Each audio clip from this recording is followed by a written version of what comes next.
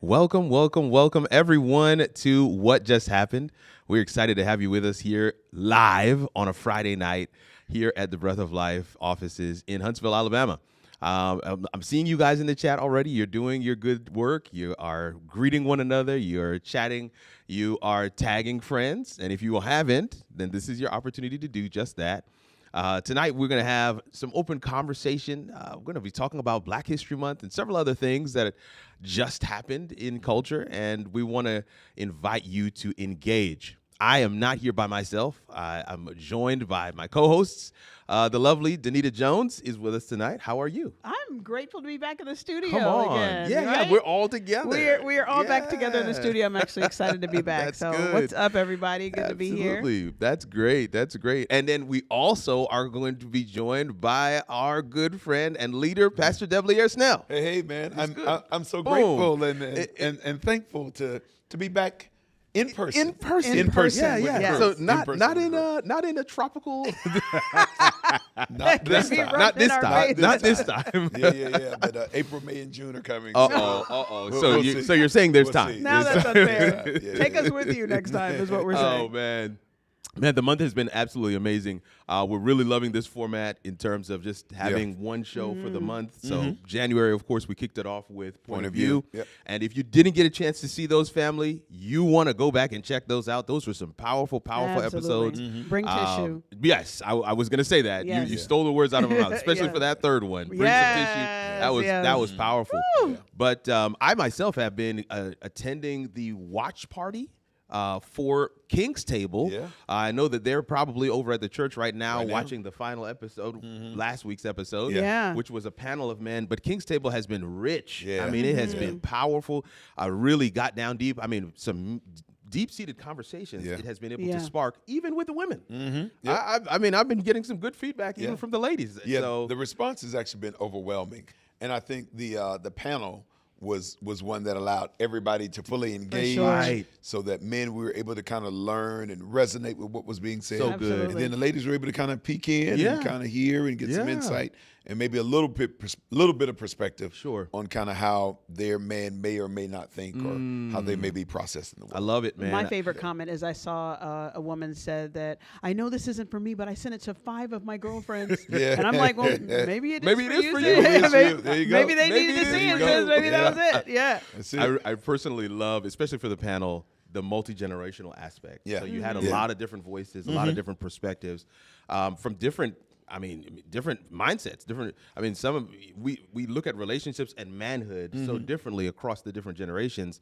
So it was really good to hear that represented in the conversation last week. Yeah, I mean, because, there is an errant idea where we say this is how women think or this is how men think. So good. And there may be some commonalities, Yeah. some overlap. Yeah. But each and every person is a unique, authentic creation. Absolutely. And so I think that's why you have to have a variety of perspectives in order to have a slightly whole or informed conversation. Absolutely, and it's in those differing perspectives that you get a fuller picture. Yeah. And just to kind of hear from different vantage points, all the different things, and we're excited about that. We hope that you have been following along, watching, tagging friends, again, sharing, and we hope that it sparks some conversation internally, at your home, with your family, with your boys, with your girls. However, next month is going to be Girls Night In. We'll talk about that a little towards the end of the show. So we got go from King's Table to Girls Night In. I think that was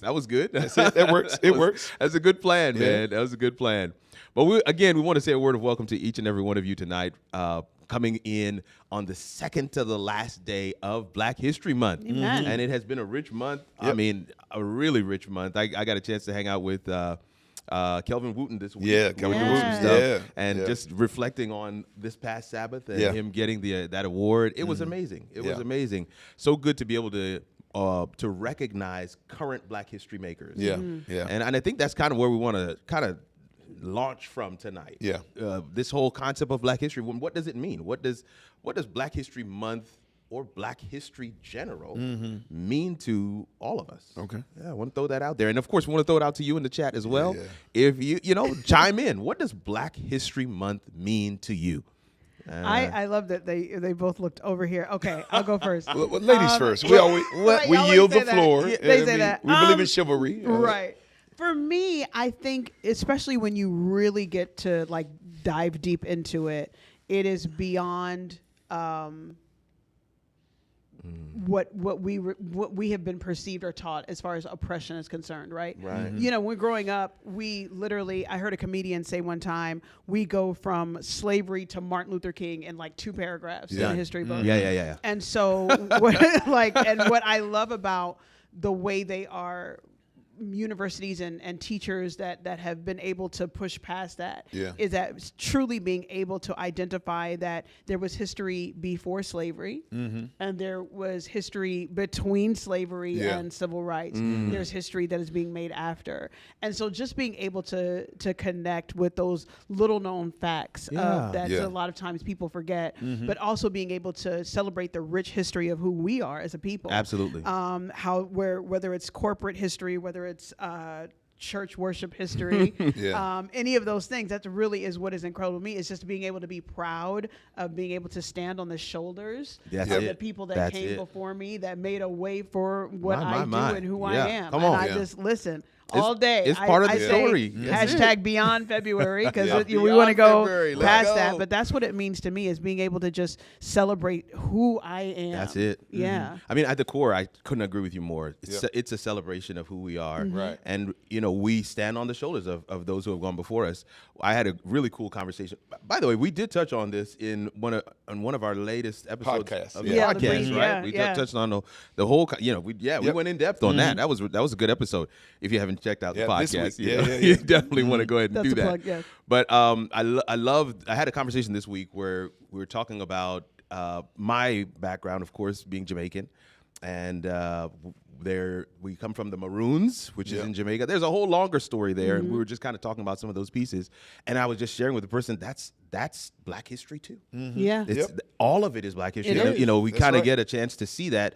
You know, first Sabbath we did HBCUs. Second Sabbath we did Love. Third Sabbath, last Sabbath we did Caribbean. Yeah. Now tomorrow Tomorrow's we're going to do African. African attire. But we're just trying to celebrate all of it. And I love that. And just like you said, hashtag beyond February. Yeah. This is part of who we are. And as we shared on the podcast, Black history is American history. American It is. history. And it's very much part and parcel of the fabric of this country and quite literally the world. And I want to say just a quick plug too, because we opened up February with God's Trombones, Yeah. James That's Weldon right. Johnson. That's right. Yeah. That's But right. there's a clip that kind of went around where we ended the show. I ended the show with Singing Lift Up this- Your Voice and that's Sing. right. Yep. And I was explaining to somebody, I was like, that we used to sing it all the time when I was younger. Sure. But the older you get, that last verse, God of Our Weary Years, Yep. it hits so Different. differently. Yeah. Especially Different. in the current climate that we're in. Come And you're just like, on. oh no, now I understand. Come You know, on. so that's understanding now with Black History Month comes. Yeah. It's just like understanding what those words Yeah. truly mean. Shadowed beneath thy hand. Come Oh, on. listen. May we whole forever shout. stay. Come on, Yeah. understand. Yeah. That's good. Absolutely. Man, I think for me, I think Black History Month, I think it resonates with me in every component of my being, so that it is not just a secular recalling of historical events. Yeah. It's interesting because even as believers, we study and we celebrate and we identify with the Exodus experience of the children of Israel, their sojourn into the Promised Land. But I just think one of the things that I think consistently gets lost is that people of African descent in America, we've had our own Exodus. Like we've had an Exodus. Yeah. And God did it in a way that it was not us, issuing a coup or toppling government, but, God, through the hand of the Spirit, kind of cooled the flames of tensions at times. Sent allies from the majority culture. That's right. To really speak to issues of injustice. And it's amazing because, we kind of had our wilderness experience through Jim Crow and black codes and Reconstruction and all this stuff. Yeah. And we're not quite hit the promised land just yet. But I just think that, it is a cause of spiritual celebration. And I just think that when you talk about Black history, I don't think we can ever get away from the fact that many of, there were so many prayer vigils, meetings that took place in churches, the messages of hope, that encourage our hearts along the way. So I just think, man, it hits me, of course, intellectually, culturally, but just as a person of faith, it is a reminder that God always stands on the side of the oppressed. And that's not just, my opinion. It is our lived truth. And so I just think that when we talk about it, I don't think we just talk about it in a humanistic way. I just think it ought to be a cause for revival and celebration. And I just think like there's a biblical idea, and I was sharing with a radio interview I was doing just yesterday. The idea of celebrating history, because there's some, even in the African-American community, that kind of wonder why and should we celebrate it so overtly or, acknowledging the rigors of slavery. Is that giving excuse for us not doing excellent things right now? And it actually goes against a biblical idea that God instituted himself. So remember the children of Israel getting ready to cross the Jordan River. Yeah. Oh, yeah. And before they even cross, this is not an afterthought. Before they cross, God said, Joshua, I want you to take 12 men, one from each tribe. Yeah. And I want you to go gather these large stones from the Jordan. Yeah. Before he opened it. God is planning the celebration. They had to go in. Before the victory. Wow. You know what I'm saying? I want you to go get these stones. And they set up some right there by the Jordan and then some others at Gilgal. And the whole idea was, okay, I want these stones to remain there.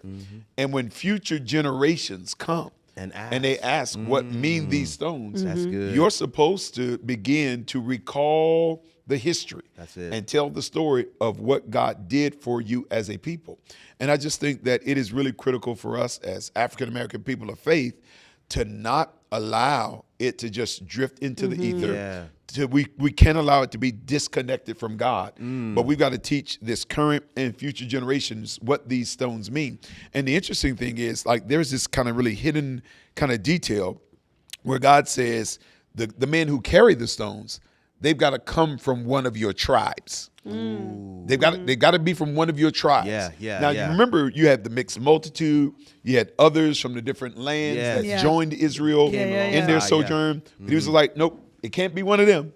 It's got to be somebody from Judah. It's got to be somebody from that tribe. Because these men who would carry the stones, essentially, they were going to be the gatekeepers of history. They were going to be the storytellers. Wow. Like they were going to be the heralds and the chroniclers of this miracle. And God was saying from the beginning, don't let anybody else tell your story. Like you've got to be responsible for recording this, setting it up, and putting it in place, because nobody will be able to do it for you or say it like you. And I love this because I believe you've got to give people context for people to recognize all that God did. For God to get the glory, for people to fully understand the miracle, then you got to give people the context. Like, what did he really bring you out of? Well, God brought us out of bondage. What was bondage like? So if you never tell people what it was, then you don't give the glory to God for what he brought you out of. Absolutely. I think that's a powerful takeaway right there. And it's something we talked about in the podcast, because I think it just understanding our history gives context for our present. Yeah. And what I mean when I say that is listen, God has brought us as a people an incredibly long way. In fact, there are times where people lament kind of where we are as a people, financially, educationally, or just with different things. But honestly, my belief is that when I look at all we have endured and suffered, like the intentional systems that were put in place to kind of limit our growth, engagement in culture and society, it's actually, man, just the mercy and miracle of God that we've been able to move to the place we are. Real talk. But however, when you look at those things that are pathologies and things where you do see cycles, if you divorce kind of what's happening from history, this is good. What it does is it feeds into the narrative of Black inferiority. There it is. It says, man, this group is just less than, it reinforces a negative narrative. Yeah. But I think you've got to look at it in the context of our larger experience. And it's funny because when we talk about some of the major systems of injustice, I just think we do ourselves a disservice when we talk about it as if this is ancient history. I think our parents, some of our parents lived through segregation. Exactly. They lived through the tail end of Jim Crow and black codes and all those things. And so those things are never an excuse, but I think they rightly frame some of the ongoing pathologies and the discrepancies in wealth, employment, so on and so forth. Wow. There's a reason for that. It's not, and this is not absolving people of personal responsibility at all. Yeah. But it just says, there is cause and there is an effect. Yeah. I love that. Your story really helps to define what you bring to the table, how you view the world, and what you think is even possible. But understanding that story sometimes can actually help to avoid certain things. Sure. It may cause you to strive for something more. When you really take a look at what some of your ancestors have done and what they had to deal with, what they overcame. Absolutely. And you start to kind of hold your head up a little bit higher. Yeah. You straighten up your back a little bit. That's it. That's it. And it's there's some pride that kind of seeps in where you say, I come from royalty. Yes. And you recognize that the God of heaven saw it fit to come down and intervene and bring you out. Just as he did for Israel. That's exactly right. That's so good, man. It's just so good. I put the two together, right? So you're talking about Black History Month, and of course what we just finished the last 3 episodes with the King's Table, and I'm thinking about Black men and the spaces that we exist in. You see him, he's turning that smooth car turn. I like it. I like it. I'm trying to figure out how to because I know Denita is going to help us set this one up, but I'm just thinking about those safe spaces that Black men, or the lack of safe spaces that Black men are able to exist in. And we talked about this talking about what it means to be a man and several things like that. But in society today, we just have, unfortunately, so many examples and experiences where we kind of are reminded that there's still a lot of work to be done, and we're still searching for some of those places where we can be safe. For sure. Yeah. For sure. Yeah. So there is this very interesting conversation that's been happening, as they say, from across the pond. From across the pond, yeah. For many people that don't know, they just celebrated the BAFTA Awards, which is essentially the British Oscars in England. And there was a moment where actors Michael B. Jordan and Delroy Lindo were on the stage. That's right. In a part of the audience near the audience microphones. And a lot of people don't know that oftentimes when you're in award shows like that or in any setting and they want to hear what the audience is doing or saying or clapping, you don't hear that because the clap is so loud. You hear that because the audience is actually mic'd. They set up a gentleman there that lives with Tourette's syndrome. With Tourette's syndromes, there are different types. Some are more severe than others. It's true. And he has a type that oftentimes when there are tics, has a tendency to yell out or say profane things. Mercy. Now, I want to let our audience know this is not a debate on the validity of any of that. We are not going to debate that. What happened is that while Delroy Lindo and Michael B. Jordan were on the stage, the tic that the gentleman had caused him to yell out the N-word, hard R. Hard R. And what the debate originally was, because I think sometimes we've talked about this in social media, we can talk about a very specific thing and then it catches fire in the comment section and we completely lose what the debate was.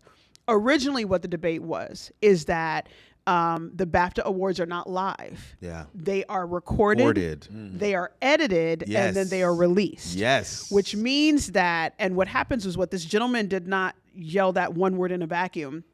He'd been having tics all through the program. He had been saying very profane things all through the program, and they edited out everything except for that moment. And when that moment was released online, immediately there was this gathering around the gentleman and his disease. That's correct. Which is not incorrect.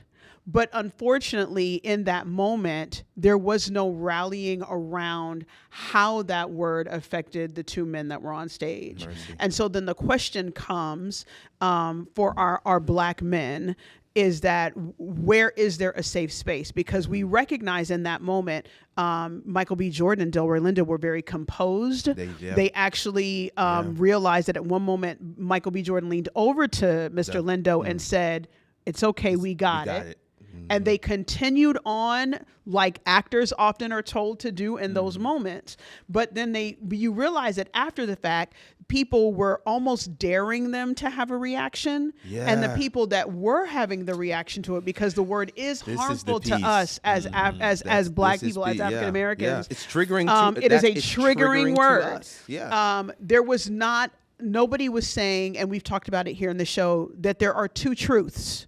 It can be something that a person cannot help due to the condition that they live with, but it is also a harmful word that can be devastating to the people that heard it.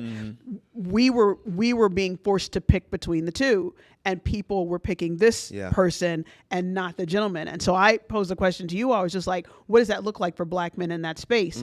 To be demanded of being the bigger person and not reacting to that moment because you recognize that your negative reaction would have made bigger headlines, not because of how it made you feel. And I was just kind of curious as to what that's like for you all, because we have a lot of these conversations as women, Black women, and how we're treated and this, that, and the other. But I'm always interested in, because I feel like you all will probably, especially, being pastors, there are these moments where you find yourself in these spaces where you're just like, I can't react because the news will then the headline will be my reaction.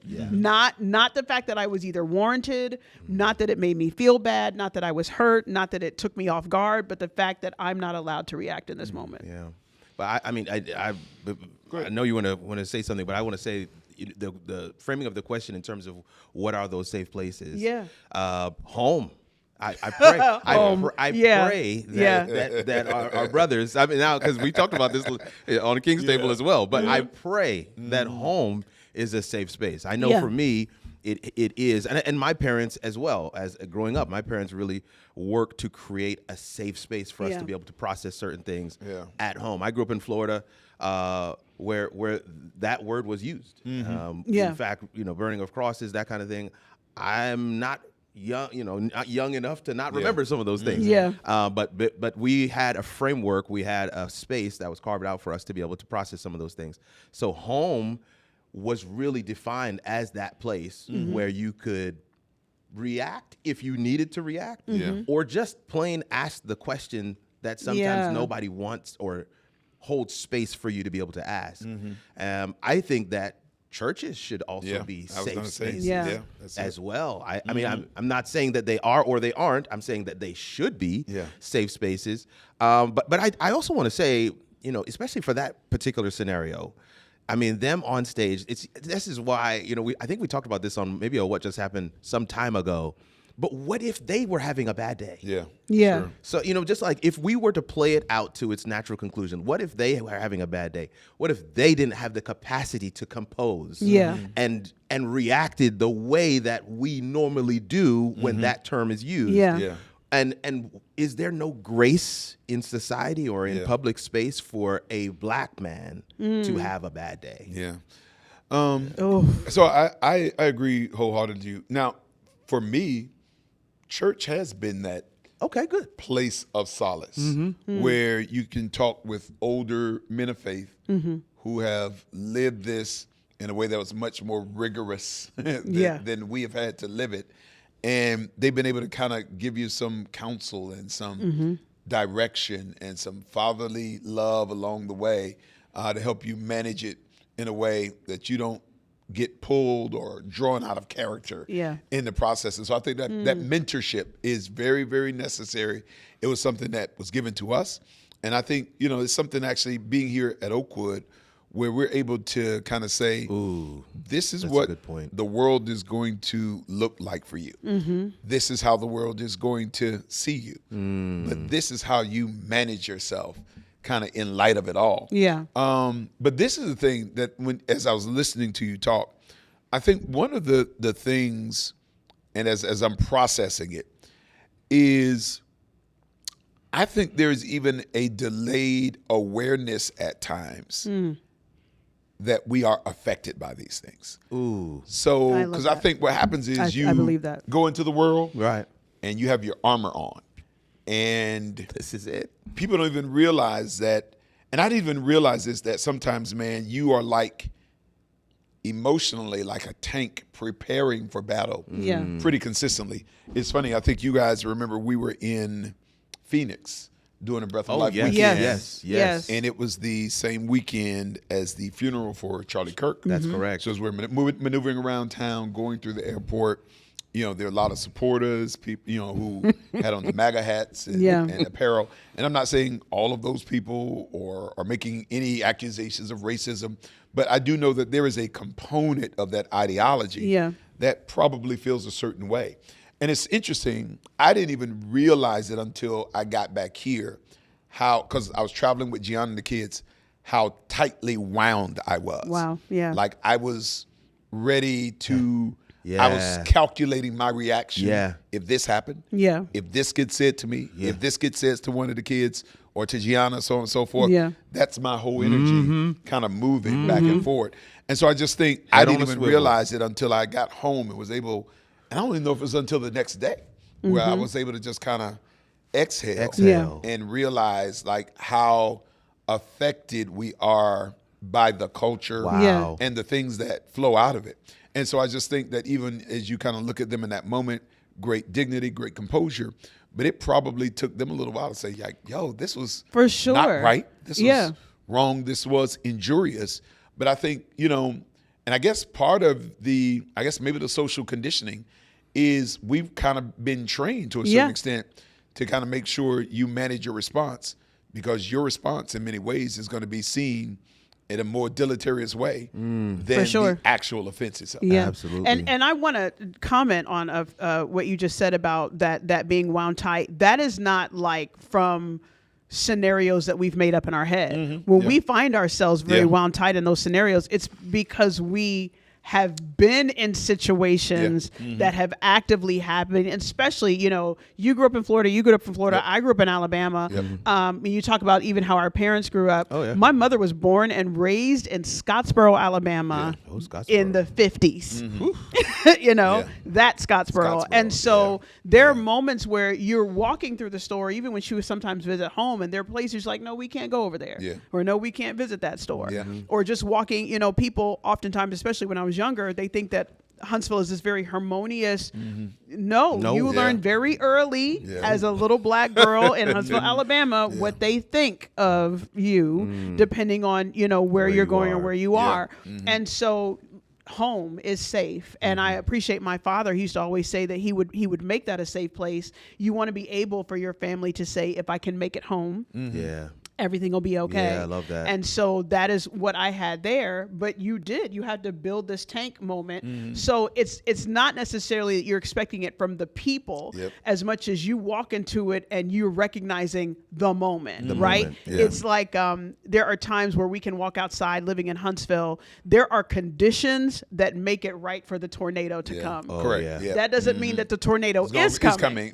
But we know the conditions are right. You and feel so it. even everybody that lives in Huntsville, right, we know. Texas, Oklahoma, Missouri, exactly. they get You walk outside and you're like, here. And so that's what I think is a lot for black people is that, no, we're not calling everybody in the room racist, but we can walk into a room and be like, the conditions are right in this room for there to be something to pop off. And then that's where we prepare ourselves and then know that there's that demand for us to walk in this, what I think sometimes can be unfair integrity, knowing that we're not allowed to react.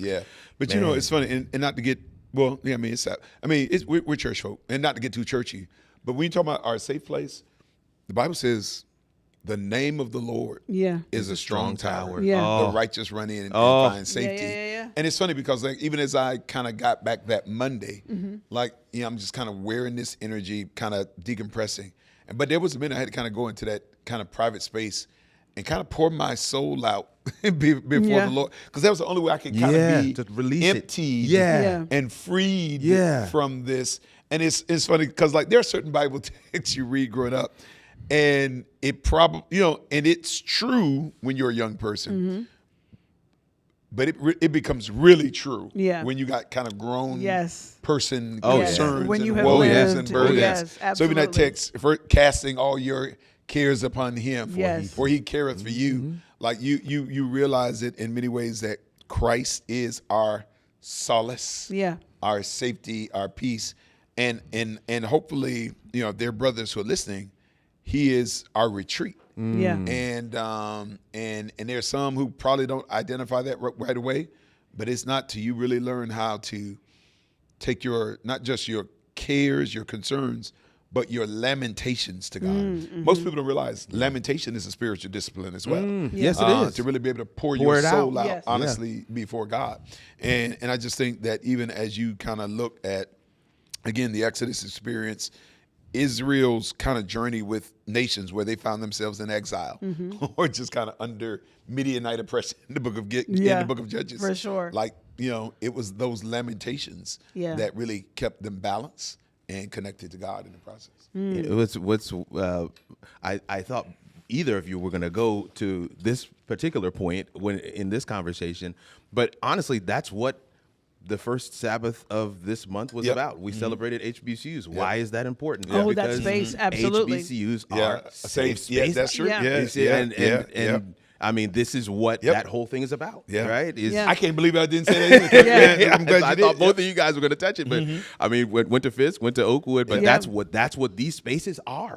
Spaces, especially male or female. These are spaces that have been created and designed specifically so that you don't have to wear that armor.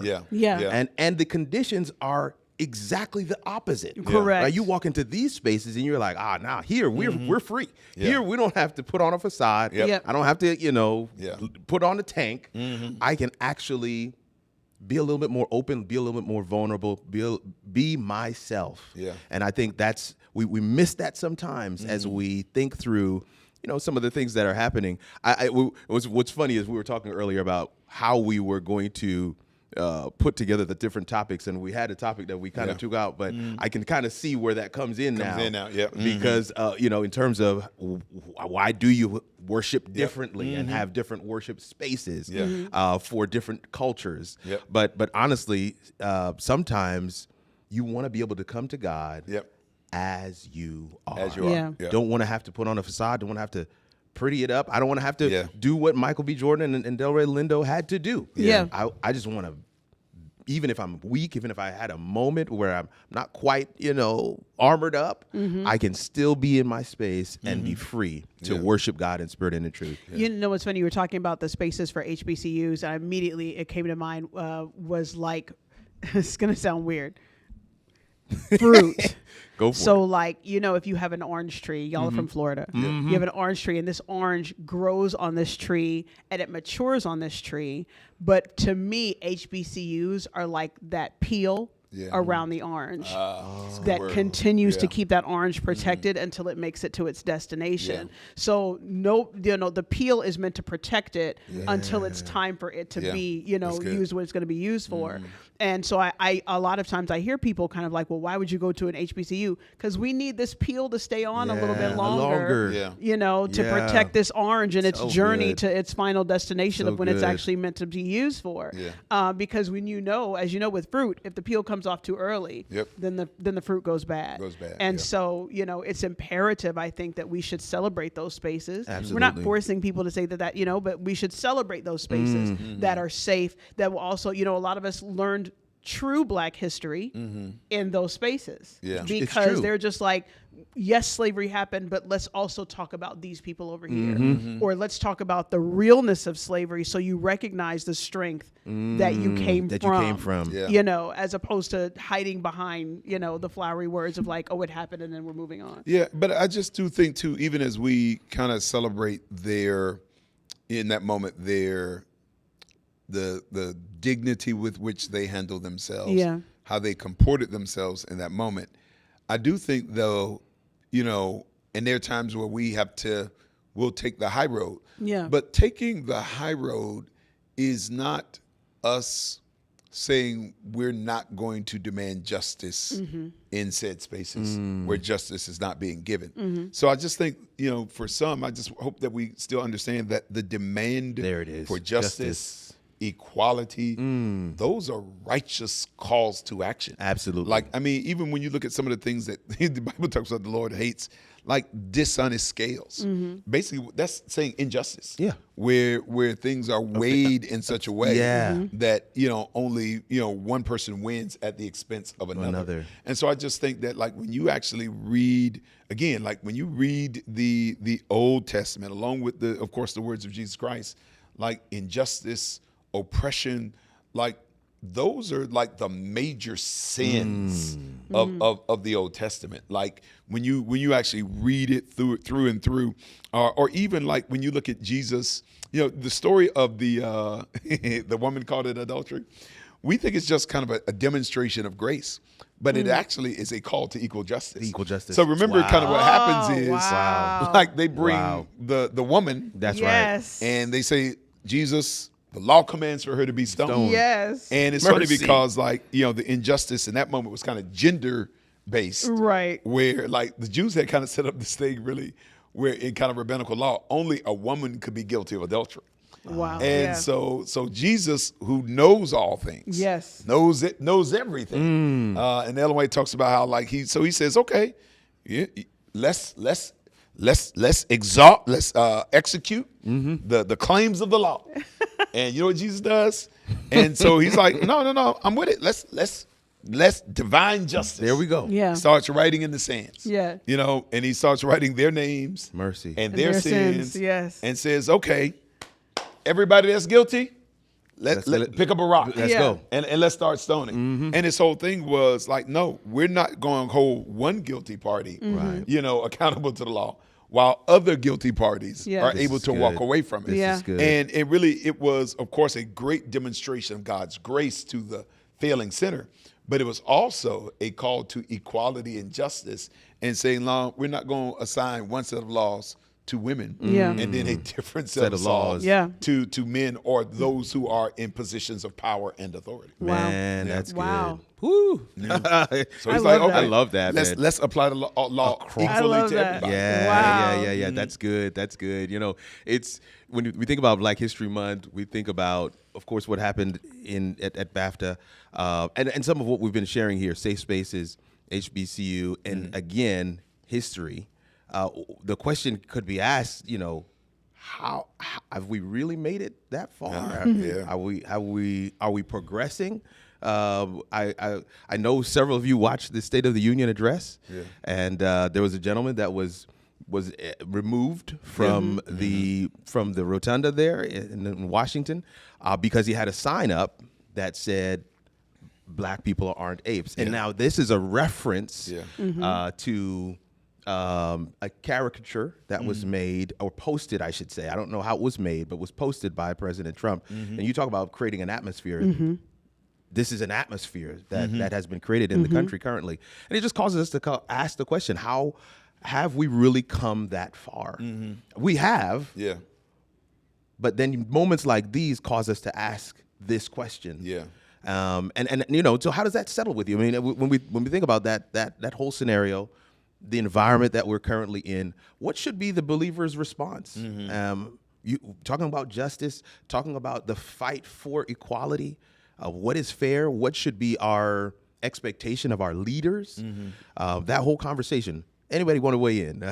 I'm throwing it out there, but this is definitely in the category of what just happened for sure. So in response to the have we really come that far, it reminds me of I think about 2 years ago, I did a Black History show, partnered with Breath of Life, called Where the Timelines Meet. Oh, yeah. And Excellent. it's a show where I literally, creative license, I have 2 or 3 timelines coming together at the same time. They're oftentimes either separated by like 50 years or hundreds of years, where these moments in history are having conversations with one another. So like a very significant moment in the show, the Olympic protest that happened in the 60s where the gentlemen were holding up the fist. The person from that protest is talking to Colin Kaepernick, who is about to protest when he goes out on the field. Or, there's a moment where Trayvon Martin and the name just left me, Emmett Till, are talking to each other. And when I was writing it and I was doing a lot of the research on it, there can be those moments where you're just like, in 50 years, we're still having the exact same conversation. My parents, when I was growing up, had the conversation before we would have to go in the store. Keep your hands out of your pockets. Make sure that they can see your face at all times. Greet the the person at the store when they say hello. If they're following you around, make sure you let them know that you're aware and keep your hands outside. Don't put anything in your pocket. And then however many years later, when my oldest son, he's 19 now, but I remember one time he was 10 years old and he was about to walk into the convenience store and he had on this hoodie. And I literally grabbed him by the back of his sweatshirt and I was like, don't go in the store like that. Keep keep your head, the cover hoodie down and make sure your hands stay outside at all time. And it struck me that I'm having the same conversation 40 years later. And I'm like, this is, have we come? And we recognize the progression that has happened. But there is that moment as a person, as a black person in this country, where you're just like, these are the exact same moments that my parents were having with me growing up in the 80s. And these are the same stories I was hearing that their parents were having conversations with them growing up in the 60s. Knowing that my father, Daddy will be 79 tomorrow. And I remember we were having a conversation one time where he was talking about the first time he saw Jackie Robinson play. And I'd heard him say that before. But then there was this moment he was just like, and every time, Jackie Robinson hit the ball, we were in the black section, we would stand up. And I was like, whoa, what? But then you recognize, too, that there are still, even though they're not saying whites only, coloreds only, we recognize that is a thing. There it is. We're bold enough to be like, no, we're not going to do that anymore. Absolutely. But that question, how far have we come? It's really, I wrestle with that a lot because I do wonder, it's a question. It is, So I think one of the reasons we're so stunned by certain injustices or things that show up in culture is that we have just consistently misdiagnosed kind of the illness of racism. So you know how medically there are certain diseases that are what they call dormant. And like a dormant illness. So you don't cure things that are dormant. No. What happens is they're symptoms of flare-ups. They'll go away. But the right confluence of circumstances or climate, it'll bring it right back out. Mercy. And so I just think, racism is one of those diseases, depending upon kind of where culture is swinging. It never goes away. It never gets healed. It just goes underground for a minute. And they're just, the right confluence of things that brings it back out into the public or makes the symptoms a little bit more obvious again. And so even as we talked a little bit earlier, when we talk about our parents, living through segregation or living through the tail end of Jim Crow, or even just us as children, we lived through the Rodney King beating. I was probably maybe in 10th or 11th grade, and maybe a senior in high school when that happened, when this man was beaten mercilessly by 6 police officers, and there was still a not guilty verdict given. That's our lifetime. You got to see what I'm saying? And so I just think that we need to, we've got to not misdiagnose these things. This is not ancient history. It's lived history. So that even people, there was this picture, the Dallas Cowboys owner, Jerry Jones. They showed him, I think it was in the doorway of Kent State, little boy, kind of opposing, kind of the end of, the opposing that elementary school, the first elementary school to be integrated. And he was there in the hallway kind of shouting and opposing it. Now he's one of the titans of industry. and I'm not accusing him of having hardness or racism in his heart, but I'm saying people that grew up with these values, these axioms, these ideologies, now they're just 50, 60, 70 years old. Yeah. So this is not ancient history, is what I'm saying. This is still very much here. And then the other thing, so when you talked about how we kind of set our expectations, remember Solomon made this statement, and it just gets truer and truer. It does. He says, there is nothing Mercy. new under the sun. Yeah. And you know what he says? What has been is going to be again. Yeah. So history is just kind of like this series of cycles is really what it is. Yeah. And that's why the history is critical, because like there are times where, I'll hear somebody say, man, we've never seen it this bad before. And I'm like, no. And it calls to mind that statement Ellen White makes. He says, we have nothing to fear for the future, lest we forget the way in which God has led us in the past. So actually there is a remedy in our history.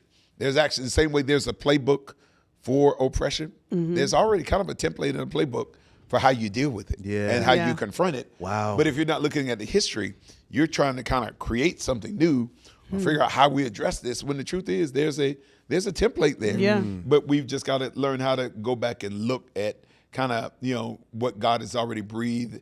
And, you may have to modify it. Yeah. But, there's a way that you approach it. But then the other thing is, too, just recognizing, I just think that there's going to be racial division. So when Jesus said in Matthew 24, nation's going to rise against nation, kingdom against kingdom. Right. That word nation, is kind of that, it's a Greek word ethnos, and it essentially means ethnicities.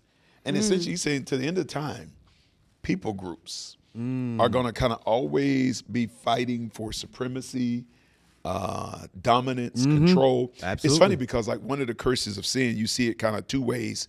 So in the beginning, man, it's kind of funny. It's kind of a mind-blowing thing. You realize that before sin, there was not a single note of discord in the earth. Like not just amongst Adam and Eve, no. But even amongst the animals. kingdom. Like everybody just was one happy, joyful, harmonious family. Yeah. And it's interesting because as soon as Eve eats that fruit, where it's not like lamb is laying down with the lion, what also immediately happens is everything moves into its own tribe for the sake of survival or dominance. Yeah. So it's funny because even we went on safari this summer. Yeah. And it's funny. So you see the giraffes moving together in a tribe, the hippos in a tribe, the rhinoceros, and everybody's sticking to their own kind for the sake of protection and survival. And it's funny because mankind essentially became like animals, so that for the sake of either to form dominion or protection or safety, we essentially kind of move within our own tribes. And actually we lost the harmony that God designed for us to have.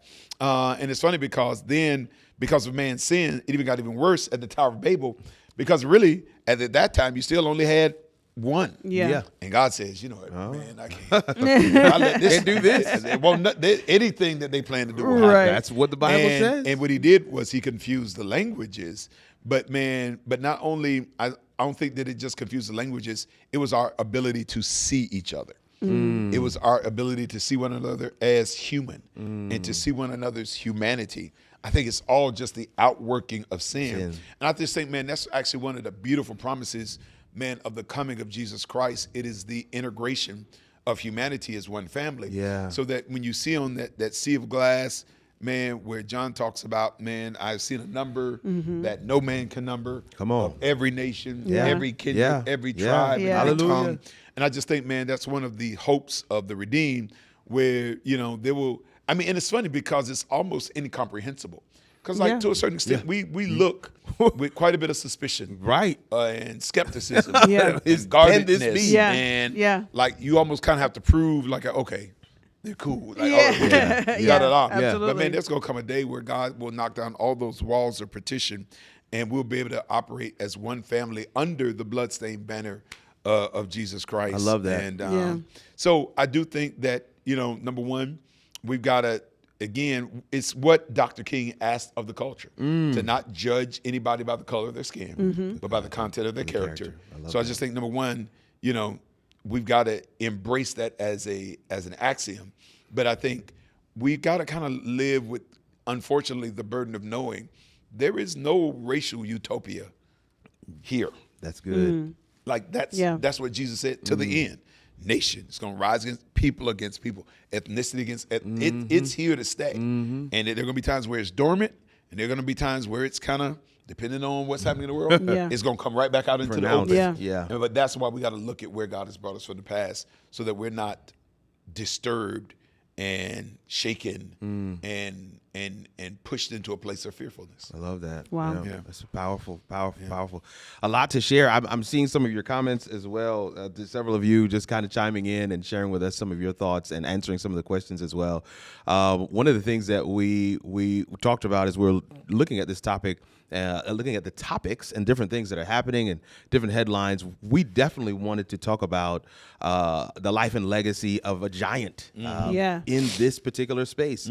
You mentioned Dr. Martin Luther King, of course, and pictured on screen right now is Dr. Martin Luther King with Reverend Jesse Jackson, and he just recently passed away. So we definitely wanted to kind of touch on that and talk about some of his impact. When you talk about safe spaces and you talk about seeing yourself in other people, we talked about this as we were preparing for the conversation. His phrase, I am somebody. I am somebody. I am somebody. And that's something that, you could latch on to. Yeah. All people groups could latch on to. But because he had my skin tone, it meant something special for me. But all people groups could latch on to this statement, this phrase, I am somebody. And he was somebody that was iconic, that really helped move us in a direction of love, one for another, which is the ultimate, defense or response to a world that seems to be, wildly divided, and we're off in our own corners, is to see the humanness in one another, is to recognize that there's intrinsic value that God has placed upon my brother and my sister, and I can see that as another, from one human to another. So definitely wanted to kind of touch on that. What do you guys think? What do you remember when you hear Jesse Jackson? Anything that comes to mind specifically, something that happened? And we want you to do that in the chat as well. Something that comes to mind specifically, maybe a moment, maybe a poem, maybe a speech, a particular fact from history, something that related to him and his story. Anybody? He ran for president at one point. He did. I think that's glossed over a lot. We oftentimes, of course, we celebrate Barack Obama. But we were having a conversation earlier this week where a moment like that kind of paved the way because he was in a serious running. He really was for the president of the United States, and we recognize that probably then as a nation they were not ready yet for that, right? But just knowing that he or I even saw a clip on Sesame Street Workshop shared a clip on Facebook when it was released that he died, where he was on Sesame Street. Telling the children to repeat after him, I am somebody. I love that. And it was just one of those things of just knowing Jesse Jackson was one of those people that he's always been this icon that I don't think got the flowers of that he deserved in regards to some of the things that he did in order to pave the way for certain people to be where they are today. Agreed. So just little notes like that of like sharing who he was. It's so funny. My son is North Carolina A&T. And I did not realize that he is an alumnus of North Carolina, Jesse Jackson. So North Carolina A&T put out this huge press release about the Aggie Nation mourning, the loss of Jesse Jackson. And so they were going to have this big thing on campus. HBCUs, there we go. HBCUs. Right. I immediately text my oldest, and I was just like, whatever they're doing, make sure you go to it, because you need to learn more about this man, because he lived in a world where Jesse Jackson was not as big as he was for us. Absolutely. And so I wanted him him to make that connection about, where he came from, and to let him know that his grandmother, who has since passed, knew Jesse Jackson personally. So it's like little things like that to make that connection. Like, what mean these stones? Come on. I was sending him to where the stones were so that he could understand that story. So I know if Pastor Zill's going to jump in here, I want to grab one or two comments. Somebody says in the chat, keep hope alive. Keep hope alive. Keep hope alive. Somebody else says in the keep chat, hope alive. His Democratic convention speech. That's what was her. That was her iconic memory. But she said Wintley Phipps singing at the close of that speech. That was amazing as well. And then several others are sharing some things in there as well. I just wanted to kind of touch base. We thank you for engaging us in the conversation. Yeah. Doc, some of your memories. Yeah, no. So I think, I do remember. I can't quite recall how old I was, but I was in grade school, not quite high school, when he ran for president, and kind of listening to that speech, and just kind of sitting kind of with some older people. I think it was maybe my grandma and some aunts, uncles, and there was a gravity that I don't think I could quite digest yet. Right. But I think that even though he did not win, I think he was that bridge. He began to change the way African Americans were perceived. Absolutely. I think he raised the lid. I think so too. On what we perceived as being possible for us. I think, even for me personally, and I didn't even realize, I guess, what my calling would ultimately become, listening to him speak. Yeah. The use of language, the command of language. That was what I was going to say. The ability to communicate vocabulary and move people with words was something that made an impression upon me, even as probably a 10 or 12-year-old boy at the time. Yeah. And I didn't even realize kind of what that was kind of setting in motion. Yeah. And so I just think, if, for instance, if Martin Luther King was kind of our Moses, I think he was Joshua Caleb. Yeah. Come on. That figure that kept it going. Right. And to your point, I don't know that he'll ever be, probably won't be recognized in the way that Dr. King was. Yeah. But again, he did the work that God assigned him to do. And I think he completed his work. And again, he is an imperfect man like all of us. Yeah. But I just think, he took the torch. I think he was a man for that time. And I just think it's tough because history can be a little cruel in the sense of it. May remember a Barack Obama. Yeah. But at the end of the day, there is no Barack Obama. There's not a Jesse Jackson. For sure. Gold. I love that. And so I just think, spiritually, his work in the church, the many marches, the different protests that were able to help, individuals that were facing court cases of discrimination in the workplace and different phases of life. Yeah. But I think the other thing is when you look at, the message, the true messaging of Jesse Jackson, it wasn't just about Black grief. It was about, or Black inequity. It was about the raising of humanity. Like when you really look at was it the Rainbow Coalition, Operation Push? Yeah. It was about the collective raising of humanity. Gold. And of course, it was very much governed by the principles of Scripture and the teachings of Jesus. And, so we mourn with his family. We send our condolences and love to them. And we just take the time to thank God for whatever impact he made on each and every one of us. Absolutely amazing. Only thing I would add there is just what you said, but what came to mind is this phrase, by beholding we become changed. Yep. And it is in watching him and seeing him strive for what we didn't even know we could hope for. Yeah.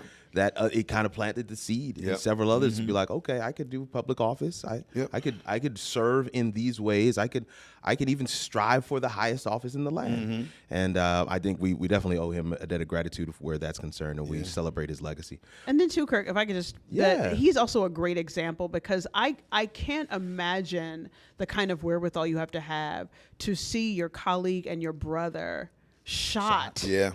And then continue to the same work. The courage. Like that that says a lot about where his passion was for ensuring that it kept going. Like I don't think anybody would fault a person and be like, you know what, I'm not, I think I'm out. If this is what the result is, I'm going to let, it is what it is. We'll go back.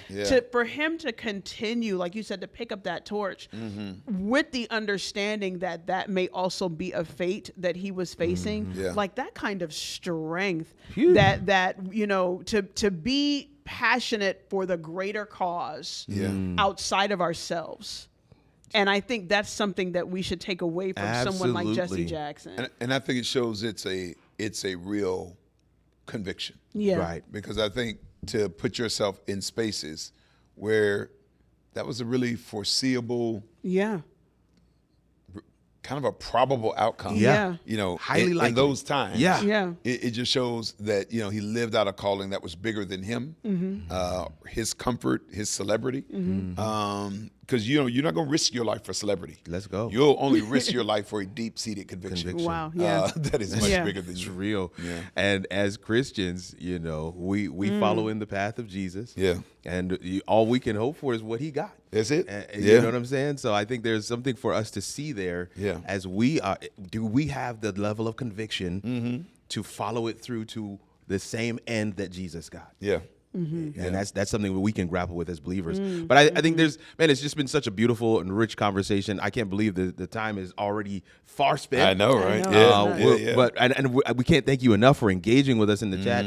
I want to just kind of open it up. Any final things you want to share before we wrap tonight? And I want to make a couple of announcements before we do, but I just want to kind of open it up. If there's anything else that was just on your mind as we talk about the different things that happened in culture recently, and we kind of tie in with Black History Month. It's been a rich conversation tonight. Happy Black History Month. Yeah. Happy Black History Month. I like but that. I say beyond February. I don't think we as a people should never let the conversation stop tomorrow. I love that.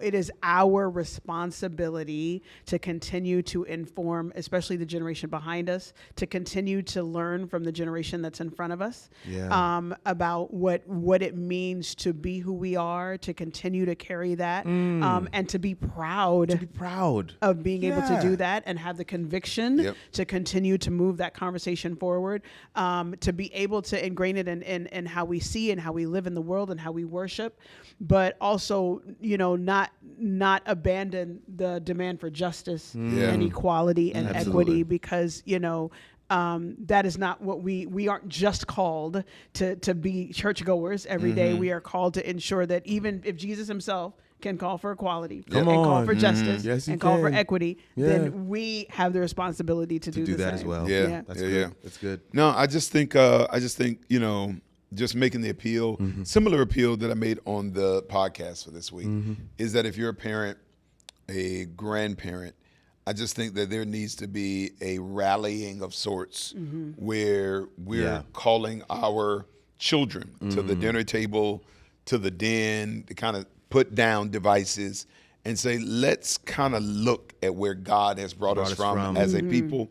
I just think that there are some insidious movements afoot to try to eliminate history, to remove a whole category of literature that is deemed as woke. And I just think that that's going to have real-time consequence for us. And so I just want to admonish us to kind of make sure that we're taking full advantage of the opportunity to teach, to share, and to pass down these values so that this next generation knows what these stones mean. And I do want to encourage you, make sure if you're not here in Huntsville, or if you are here in Huntsville, Greater Tennessee Valley, make sure you come and join us in person for worship tomorrow. I'm going to be sharing a message tomorrow entitled Little White Lies. Come on. And Anthony Brown is going to be our music for the day. We're excited about that. And then tomorrow that. evening at 7:00 p.m., we're going to be having our annual authors and arts celebration. That's going to be at 7. It's going to be a fashion show. That's right. Authors and artists. It's going to be and people that amazing. Make stuff. Great fellowship. And so if you're in Huntsville or close by, it'd be a great day to come in for a visit or to just be in your normal seat as we gather tomorrow. Absolutely. And family, we can't thank you enough for being with us. Honestly, we're over 700 and something people that are watching live with us right now. We can't thank you enough for engaging, for being part of the conversation. Tag a friend, let them know that this is something that really sparked some thoughts and sparked some conversation for you. We'd love to see some of your comments below. But we also want to invite you back. Listen, Breath of Life with the Weekend Exhale, we locking down Friday night. Yes. Friday night, you just need to come and set the Start the weekend Come on, with start us. the weekend with us. Start the weekend This with is us. what it is. The must Start the see. weekend with us. Must see TV. Yes, Come on. yes. So next week we start Girls Night In. Girls Night In, and Sister Deier Snell is going to be leading a panel discussion with the ladies. It was a hit last summer. Season. Yeah. My word, and we're glad to bring it back for season 2. And listen, those conversations this time, they've been y'all, better. There is like they are no talking shortage. about everything. No shortage. No. Grab all of your girlfriends and sit down, and men, husbands, share it with your I friends. was getting ready to say we need to watch this too. You need to be able to do all of this. Share it with all of your people because you Absolutely. need to see this. It was an incredible. Absolutely. I'm excited about it, and we were here live when they did it. I was getting ready to I'm say, super excited. Even for King's Table, I was watching it like I had not seen Right, it before. exactly, It's like, exactly, what am I doing here? exactly. But we're just excited about what God is doing. We hope that you are praying with us, praying for the ministry, that God would continue to breathe on it and cause it to do exponentially more than we could ever ask or imagine, because he has been doing that. He has been blessing and opening doors, and we hear the stories, we see the impact, and we're just excited about all that God is doing. These are meant to be a launch pad for us to have those conversations and to create the spaces that we need to have so that true transformation can take place and people can live a life that is of meaning, that is of impact, that is in purpose and on purpose for the cause of Christ. Be blessed, family. We pray God's richest blessings on you. We hope to see you back here tomorrow for worship, and then next Friday night for another Weekend Exhale with BOL.